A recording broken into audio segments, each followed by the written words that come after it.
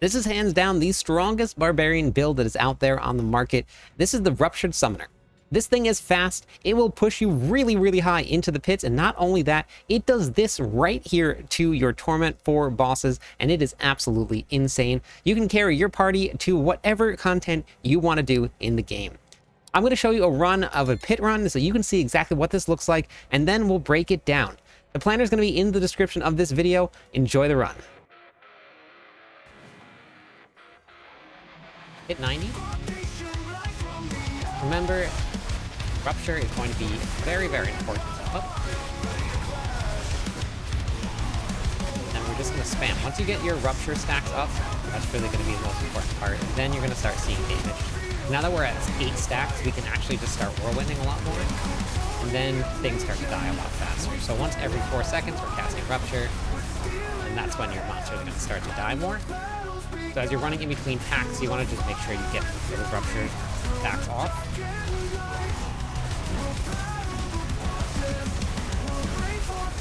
The amount of ancients that we summoned, that was super fun.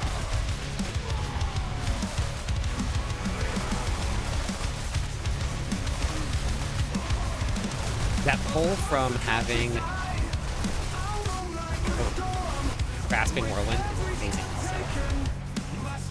I was trying to figure out how to get a pull of some sort without having to sacrifice runes. That was my problem. That solved it all.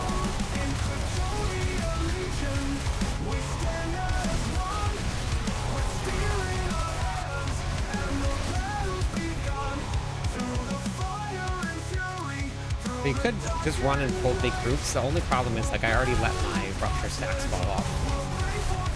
So that's kind of why I try not to avoid. Having the Rupture stacks is really, really important for this.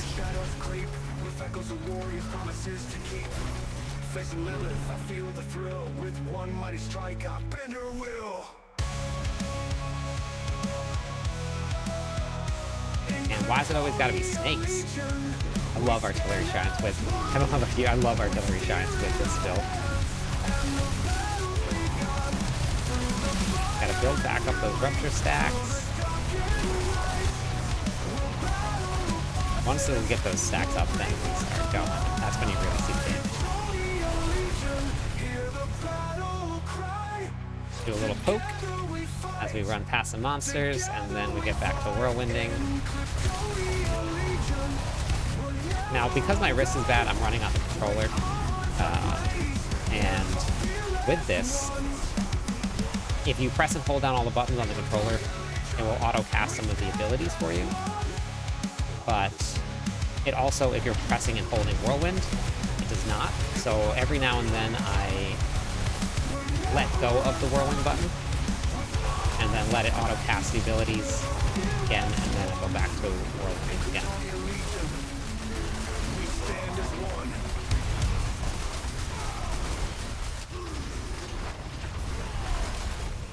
Once my wrist is healed, see, we'll probably go back to running some mouse and keyboard stuff.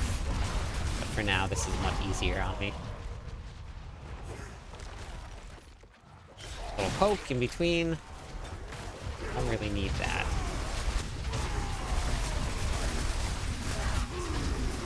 But having that pull is super, super nice. Especially on monsters like this. Like, this is not the most optimal run, because you have to compete with all of the monsters flying away from you.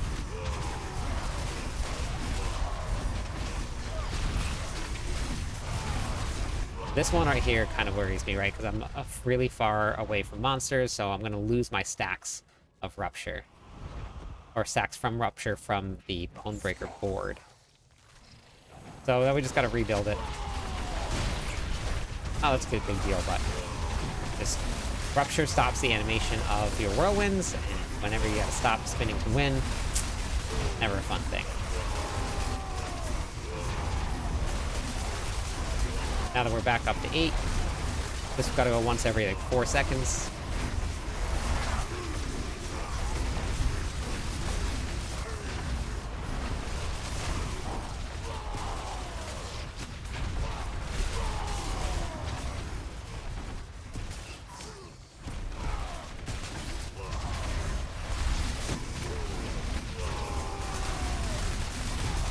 Just a couple things to pay attention to. I think like probably 2 more elite packs and we should be able to get to the boss here open. You gotta be careful with Rupture though, because I just missed my Rupture, because Rupture you can just attack into the air. It doesn't have to actually hit anything. So I've missed my Ruptures a couple times.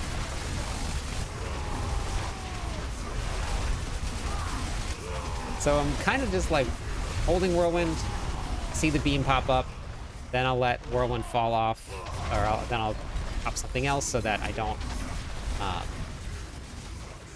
the Whirlwind just falls back off again. Then I get all that extra damage from the boss powers. Uh-oh. I think we ran into a dead end. My favorite. If anybody has not been on the live stream, they'll know that the one and only complaint that I've ever had about Diablo 4, ever, since the launch of the game, had a ton of fun playing, the dead ends in the pits. That is the only thing. Okay, so there's an elite. Okay, all right, we got it. We're gonna go into the boss room now. So I want to try and time this so that my Rupture goes off right before this pit opens. So that, okay, perfect, I got it. So now I have a Rupture up, I have 5 stacks up, and I can still Rupture and then maintain those stacks here.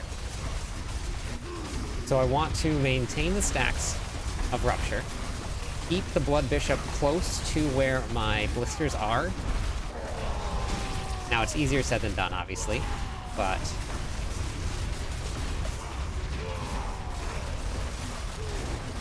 having those extra blisters is going to reduce the cooldown of your Ancients. This is incredibly important.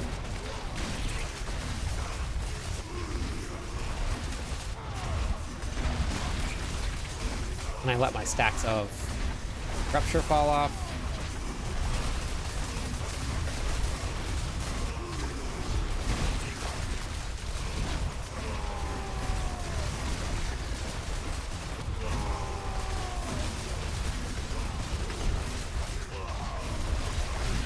Keep on whirlwinding.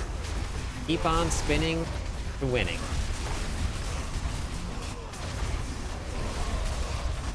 And then you can see sometimes you get some like real big hits, and that's when you get all of your buffs that stack up to 10 from Apogeic Fear, and you get some big ones. But that's a pit 90. It's relatively fast. We can push a lot higher than that. This build variants have cleared into the 100s.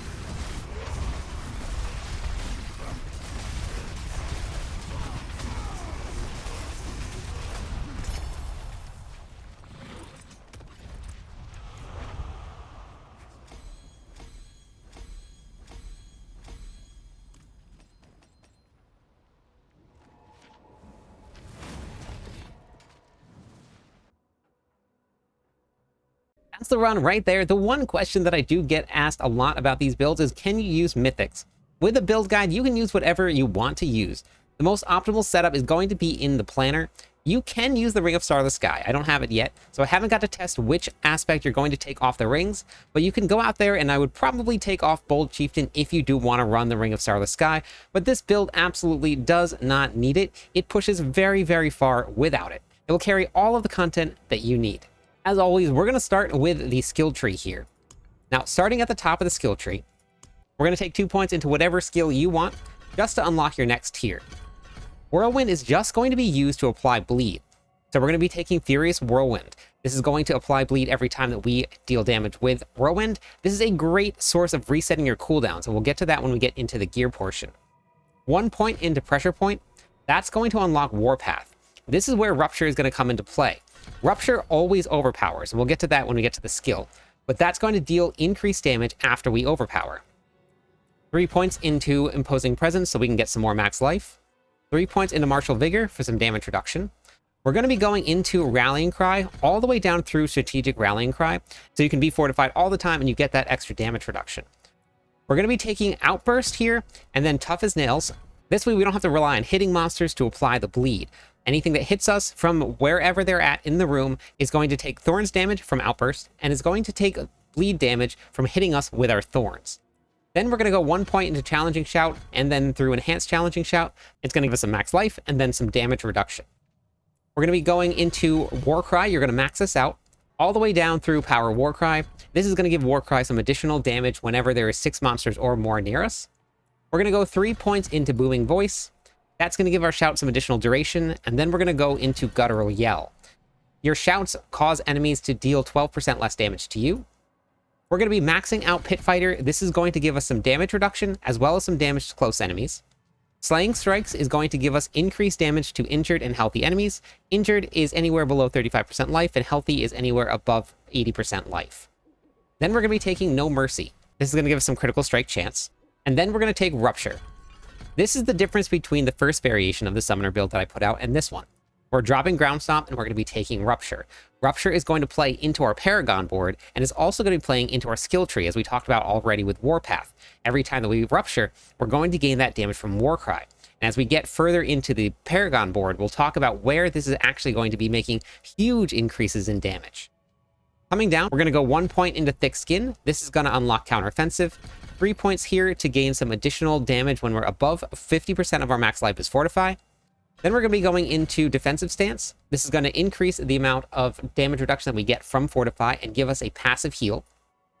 Call of the Ancients is where all of our damage is going to be coming from. Now, this is not going to be an Earthquake build. This is going to be a summoning build. We're just going to be relying on Call of the Ancients to do all of the damage, all the way up through Supreme Call of the Ancients. Now, this is really important here, and there's a lot of Fury issues that people have been running into.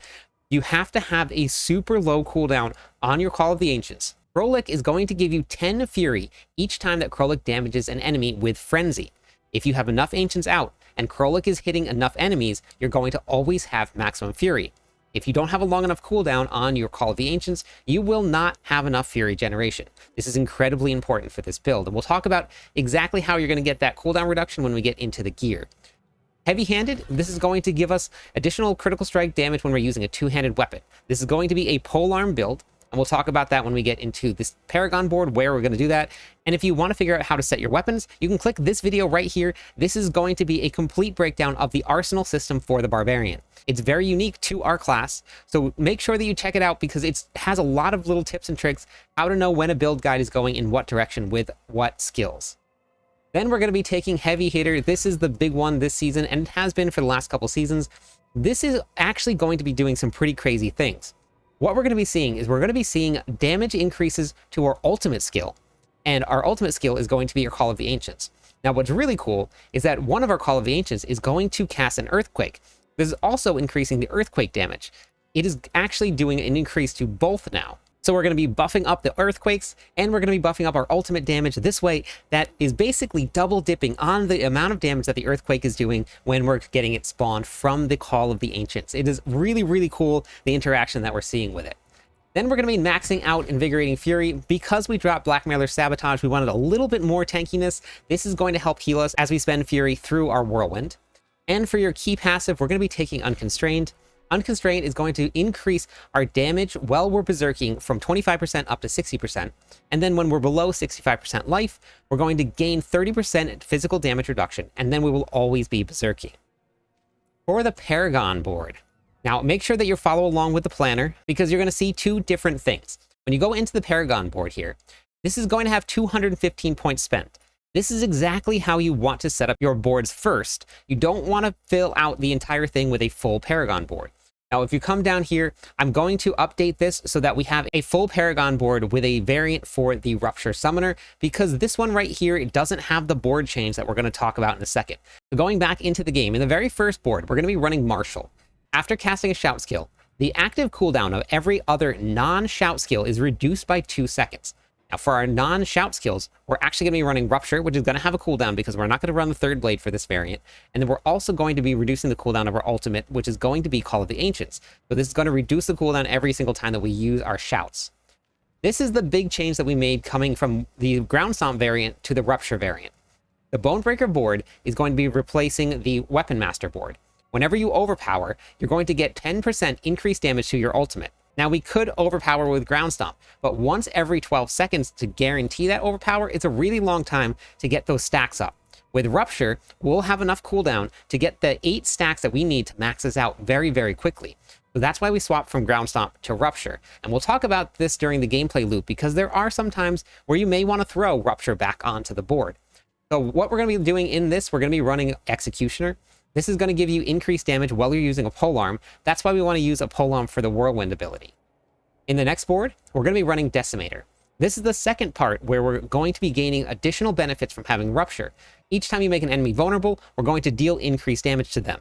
If we do overpower that vulnerable enemy, then we're going to gain an additional bonus on top of that. So now that we are going to be guaranteeing an overpower through Rupture, as long as we use Rupture once every 4 seconds, we're going to gain the benefits from Decimator, we're going to gain the benefits from Warpath, and we're also going to gain the benefits from the Bonebreaker board. That's why this ability is so cool, and that's why it's made a big difference in the damage. Inside of this, we're going to be running Challenger. We do still need Strength because we are buffing up the Earthquakes, and we'll talk about that when we get into the gear section, why the Strength is so important for this. Challenger is just going to give our normal nodes a little bit of an increase. Normally this is 5, and now it's up to 9. In the next board, we're going to be running Blood Rage. Now, this is going to take 10% of our damage while berserking bonus, and is going to give it to us as a multiplier. That means you need 450%. If you use the planners, I have all of your caps that are going to be listed right here. So you're going to need 450% of your damage while berserking bonus, and then we're going to get to why you're going to need 500% damage versus close. Inside of this board here, we're going to be running Rumble. This is going to be a big increase to your Earthquake damage. You deal 3% increased damage to bosses and crowd control enemies for each active Earthquake. Now, 3% for each one. That means that we're going to need 5 of them. You will actually be able to get 5 of your Call of the Ancient ultimates up within the time limit before it runs out. That's how fast you're going to be able to get the cooldowns up from this build. It's super fun to see, and wait till you hit the Undercity. The last one we're going to be running is Force of Nature board. This is going to be why you need your 500% close damage. You're going to take 40% of that, and it's going to be added in as a multiplier. That's going to increase your Earthquake damage. Inside of that board, we're going to be running Revenge. Dealing Thorns damage to an enemy increases all damage it takes from you by up to 15%. That's the Paragon board. We're going to take a look at the gear. Now, like I said, you do not need to run mythics with this, and there really is only one mythic that you're going to want to use at most, and that's going to be the Ring of Starless Sky. And I'll add that into the planner. I really haven't tested it yet, but I think it's going to be replacing Bold Chieftain, but that'll be in the planner for you to check it out. To start off, we're going to be looking at the Ugly Bastard helmet. Now, I know that we're not using Wrath of the Berserker. That is not the most important part of this. What's really important about this is that we're going to get a big damage increase of up to 100% on the very bottom as an affix. It's going to take all of your direct damage, it's going to convert it into fire, and then it runs it through a gigantic multiplier. Now, a very important part about this is that we're going to have to be berserking. So you're going to have to pay attention and make sure that that is something that you can do. You have to be berserking all the time. You'll get berserking from your Warcry. Your Warcry cooldown is going to be incredibly fast. So as long as that is coming up, we'll be able to maintain that berserking. If this falls off, we actually lose a ton of damage. For the chest piece, we're going to be running the Rage of Haragoth. The hands down most important part about this piece of gear is going to be your aspect. If you do not have anything close to 60, then drop it. If you have a 750 piece of gear that has a 60% aspect, absolutely 100% take that. I ran a 750 piece of gear all the way through pit 90 because it was giving me the cooldown that I needed.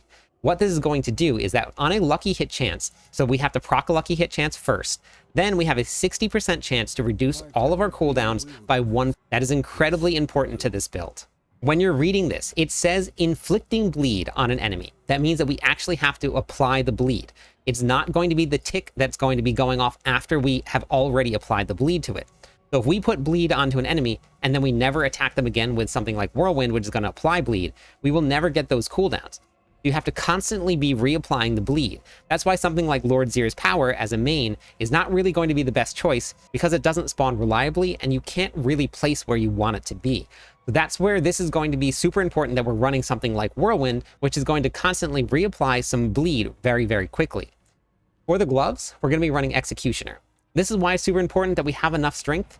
You're going to get 5% for every 100 strength that you have as a multiplier. That's going to be increasing your earthquake damage. Because we're going to be overpowering with Rupture, we will also be spawning more earthquakes. So those earthquakes are all going to be increased by all of the earthquake damage that we're going to be gaining. So these are also going to be a really great way to get those earthquakes out to deal some additional damage. Now for the affixes here, my gear is not perfect and is not exactly where I want it to be. So make sure that you're going to be following along with the planner here. If you come right over to gear stats, you can actually see all of the gear stats that are going to be the ones that you're going to want to run. Now, for this one here, we're running attack speed, strength, critical strike chance. The reason that I put attack speed on here, attack speed does affect your whirlwind. The faster we're attacking with whirlwind, the more we're applying bleed, the more we're getting our cooldown reduction. So a lot of people ask why we're running attack speed when we're running a whirlwind build. Well, a whirlwind will spin faster the more attack speed that you have. So those are going to be the affixes that you want to run. For your tempers here, we're going to be running damage to close and then earthquake size. For the pants, we're going to be running Ariad's bearing. This is incredibly important that you can find a GA that gives you the Call of the Ancients cooldown reduction. We have to get your Call of the Ancients down to a 9.5 second cooldown. That can be achieved by hitting your 75% cooldown reduction. Now, having just 75% isn't exactly how it seems. There is a diminishing returns. The more cooldown reduction you have, it does slowly give you less and less cooldown reduction, kind of counterintuitive, but that's just the way that it works. So you're going to need to go a little bit above this 75%. Now, if you can put a couple masterworking crits into this here, which I haven't gotten yet, then you're going to only need it on your pants. If you don't have the GA here, you're going to put it into both of your rings until you get that 75% cooldown and you have a 9.5 second cooldown. Now, you won't see 9.5 seconds without one of the other aspects that we're going to be putting on, but we'll get to that in just 1 second. But that is going to be super important. You get that GA on your cooldown reduction. The rest of it does not matter as much, but obviously the more GAs, the better that's going to be. For the boots, I actually am running Grasping Whirlwind here, and I have really enjoyed it. You can run something like Ghostwalker if you want for increased movement speed, unhindered. There's a lot of different options you can do, but having that extra pull, I was able to keep Cry off the runes, and then I can use different runes for different combinations and maybe some more damage. So this was a really cool thing to have here. In order to hit my resistance cap, I did need to run the elemental resistances on my boots. So we ran strength, movement speed, and then all res. And then for your tempers, we ran movement speed, and then we ran some whirlwind size. Now you can also swap that out for earthquake size depending on how your character feels. That's definitely going to be your gameplay style, but I do like the whirlwind size so that I can hit more monsters as I'm whirlwinding and apply more bleed, which is going to be more cooldown reduction. So I really think that the whirlwind size is probably going to be the best way to go. For your two-handed mace, we're going to be running Incendiary Fissures. This is going to take all of the earthquakes that you do, convert them into fire, and then that will get run through the Ugly Bastard helmet. You have a huge multiplier to your earthquakes as well. We're also going to be running strength, max life, critical strike damage for your tempers, and this is where you're going to get some of your damage while berserking bonus, so that that plays into your blood rage node. And then for the tempers, we're going to be running damage while berserking and heavy hitter.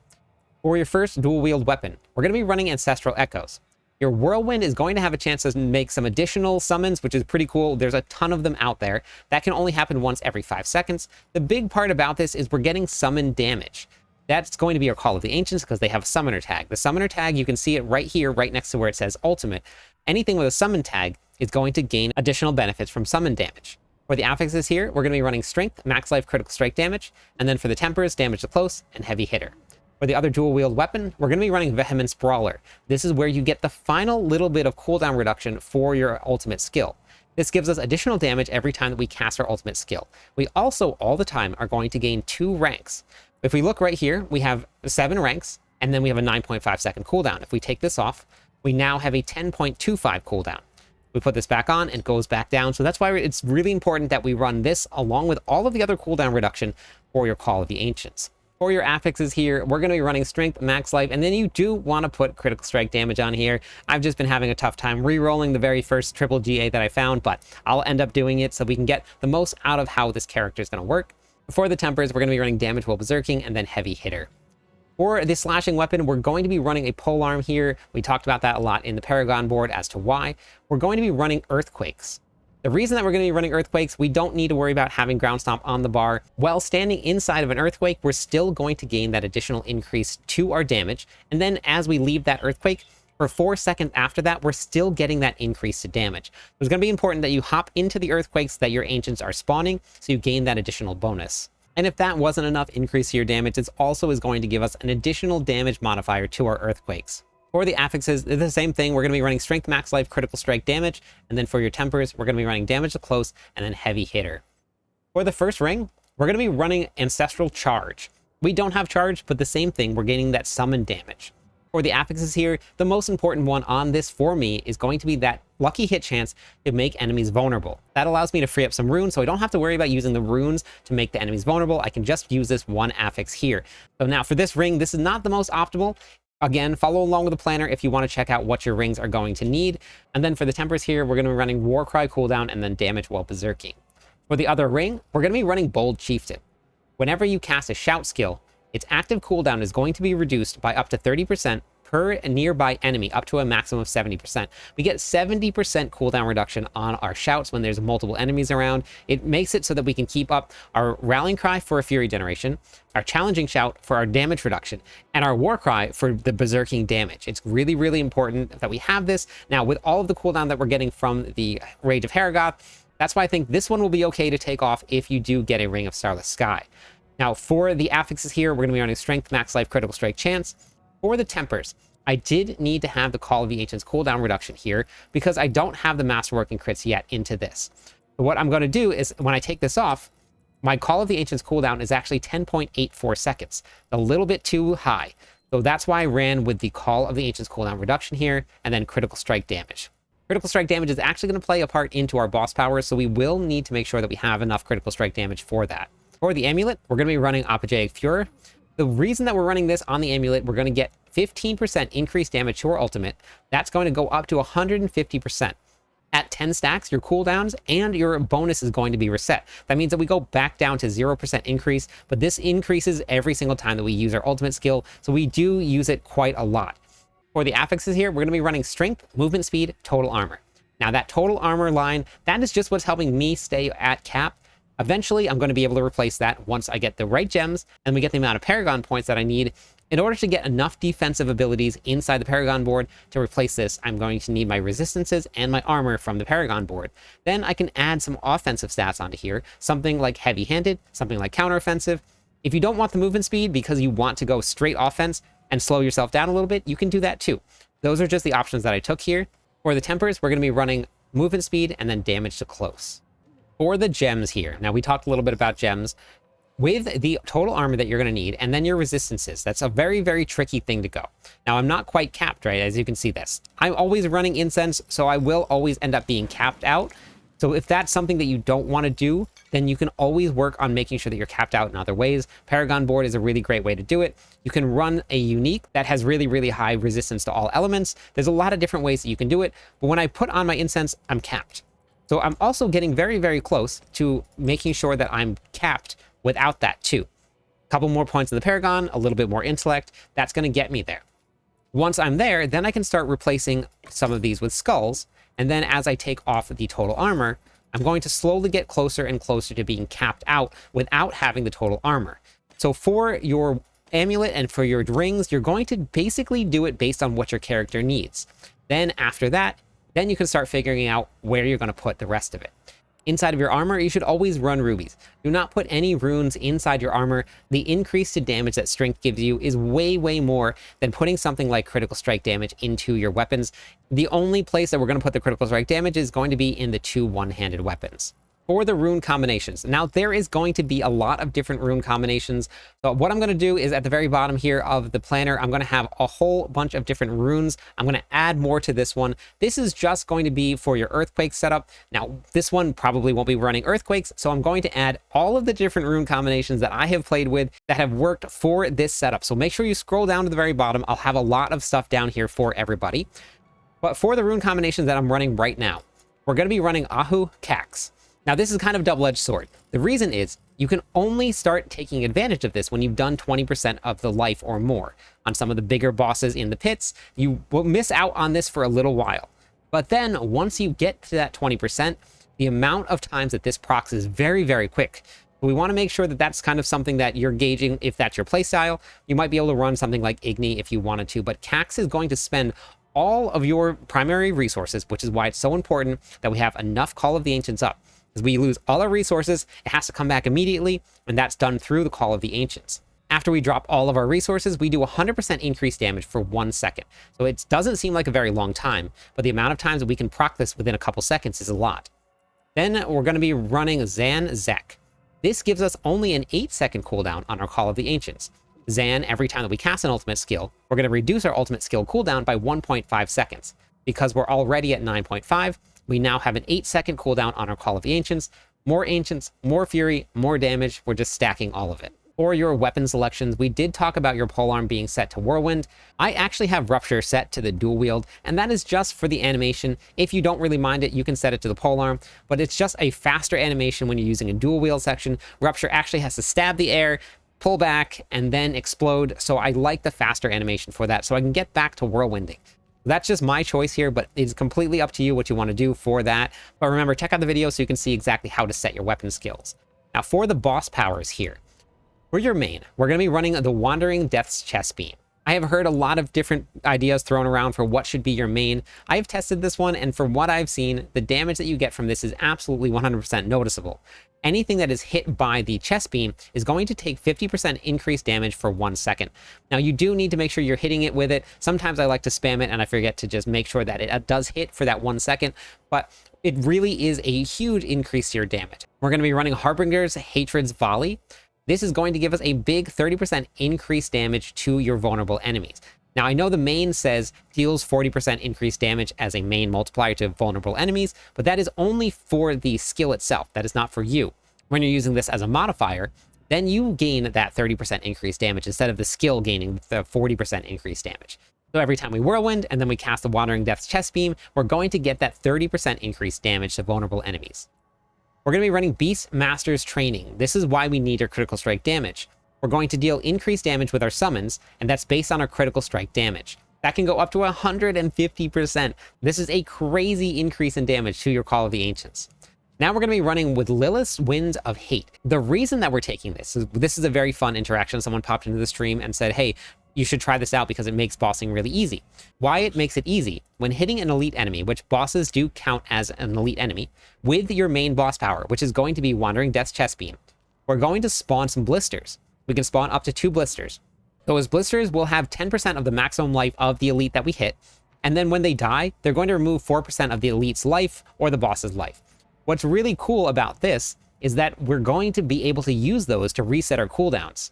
Because we'll be able to hit the boss and the blisters at the same time, we're going to be able to hit more targets with Whirlwind. That's going to be generating more Fury. Our Ancients are going to be able to generate more Fury with hits, and we can get more Ancients up, so it's more boss damage. Now, sometimes your Ancients do like to get a little distracted on the blisters, so you want to try and stay on the blisters, have the boss come to you, but that's exactly why we're running these. Now, for your expertise, we're going to be running your two-handed axe. This does not mean that you have to be running a two-handed axe in your slot. You can still run the polearm and gain the increase at your expertise with the two-handed axe. This gives us 10% increased damage to vulnerable enemies. For the Mercenaries, we're going to be running Subo. We're going to come all the way down here to get the 25% increased critical strike damage. And for your opportunity, we're going to be running right here with Bastion. If you're feeling tanky enough, you can put Variana here for increased attack speed. It's completely up to you with your playstyle. For the gameplay loop, we're going to be doing just a single target. So you can see where the blisters spawn. Now, unfortunately, the blisters are going to be very, very weak because we don't really have a lot of HP on the bosses, and it only takes 10% of their life. So they're going to die very, very quickly. So we'll do 2 different demos. We're going to do one with the single target, so you can see what that looks like. And then we'll put multiple targets on, so you can see how fast the cooldowns come up. So you're going to start with Call of the Ancients, and then you're going to use Rupture, and then you're going to pop your shouts, and then you go back to Call of the Ancients, and then you just start whirlwinding. So as you can see, the blisters spawn and die right away because everything is very, very strong. So, but these are going to be your buffs on the bottom. This is going to be your ultimate skill stacking up. So this will go up to 10. This is going to be from your Apogeic Furor. This is going to be your overpowered damage guaranteed from your Bone Breaker, which we really don't have to worry about that too much. But once that gets to 10, that's going to be the way that it looks. Now, we have a Rupture skill, right? When Rupture deals overpowered damage, this right here is going to be the buff that we're going to be watching. That's going to go up to 8 stacks. That is your Bone Breaker board. That's the increased damage. That's really important that we keep that up at least once every 10 seconds we Rupture. So let's show you exactly what this looks like with multiple training dummies. With multiple training dummies, you're going to see very, very high increase of everything. All of your cooldowns are going to come up very, very quickly. So the only thing that we want to do is make sure that we get that rupture stacks up. So we're at 3, we're at 4, we're at 5 rupture stacks now, and you just want to make sure that you're whirlwinding to reset all of the cooldowns. We're at 6 rupture stacks. Once we get up to 7 rupture stacks, then we can basically just whirlwind, so that maintain 8 the entire time. You can whirlwind now, keep all of your shouts up, but now we can whirlwind, and this is where the damage really starts to come in, because we don't have to stop whirlwinding and applying bleed. Once every 4 seconds, reapply, and then that's it. So that's basically how you are going to run this with your multiple setups. You want to keep the blisters by you. The blisters die really, really quick in this, but they're also a really, really great source of making sure when you get into the pits and you're pushing your high-level bosses that that's how you do it. Now, the same thing works when you go into your bosses. So now for your bosses, we'll show you a boss run here and what the rotation is going to look like. It's going to be very important. Just like we did in the training grounds, you're going to start with Call of the Ancients, pop your Rupture, pop your Shouts, pop Call of the Ancients again, but you want to use just one shout. So you're going to use Call of the Ancients, then you're going to Rupture, and then you're going to start whirlwinding, and then that's what's going to happen to the bosses. So you want to make sure that that is the rotation that you're following. If you just spam your buttons with this build, it won't work quite as well. It's still going to work. It still hits very, very hard, but that's how you're going to run your bosses on Torment 4. So this absolutely does destroy bosses. Don't let anybody out there tell you that the whirlwind builds do not do it. You guys saw my gear. My gear is not even close to perfect. This build absolutely slaps. I love the way that this runs and this plays. Let me know what you think of the build in the comments. Get out there, share this with all of your friends so they can all get on an absolutely insane Barbarian.